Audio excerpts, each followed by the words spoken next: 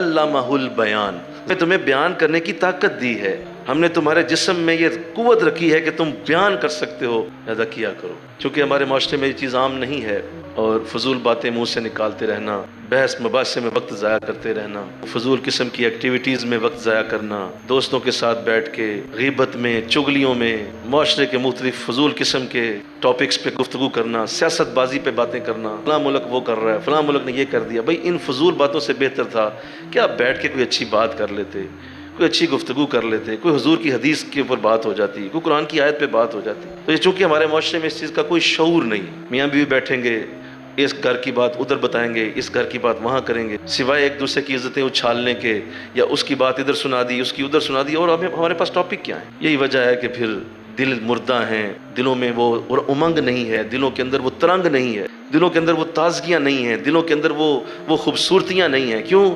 باتیں دیکھیں کیا نکال رہے ہیں منہ سے آپ۔ کسی برتن سے آپ کچھ نکالتے ہیں، کیا نکالیں گے؟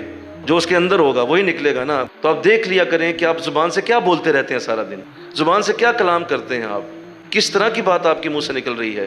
خدا را اس پہ غور کریں، آپ وہی ہیں جو آپ کے منہ سے نکل رہا ہے، کوئی غلط فہمی نہیں ہے۔ اس غلط فہمی میں نہ رہیں کہ آپ بہت نیک ہیں۔ اگر زبان مغلظات بک رہی ہے، بکواسات منہ سے نکل رہی ہیں، تو آپ کیا نیک ہیں؟ آپ کی کیا داڑھی ہے، کیا آپ کا قرآن ہے، کیا نماز روزہ ہے؟ اگر آپ کی زبان سے غلط چیزیں نکل رہی ہیں، اس کا مطلب اندر بھی وہی بھرا ہوا ہے۔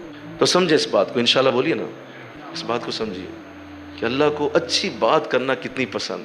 زندہ رہنا چاہتے ہو، اچھی باتیں کیا کرو، زندہ رہو، لوگوں کے دلوں میں زندہ رہو گے۔ اللہ تمہارے ان اچھی باتوں کو مرنے نہیں دے گا، تمہیں مرنے کے بعد بھی یاد کیا جائے گا۔ جب بھی بیٹھتے تھے بات بڑی اچھی کرتا تھا، اللہ اس کو جاری رکھے، ورنہ مر جاؤ گے، کچھ ہی سالوں بعد تمہاری قبر کی مٹی اڑ جائے گی، اس کا نام و نشان مٹا کے رکھ دے گی۔ اور اگر اچھی باتیں منہ سے نکالتے رہو گے، اللہ تمہیں نئی زندگی دیتا جائے گا۔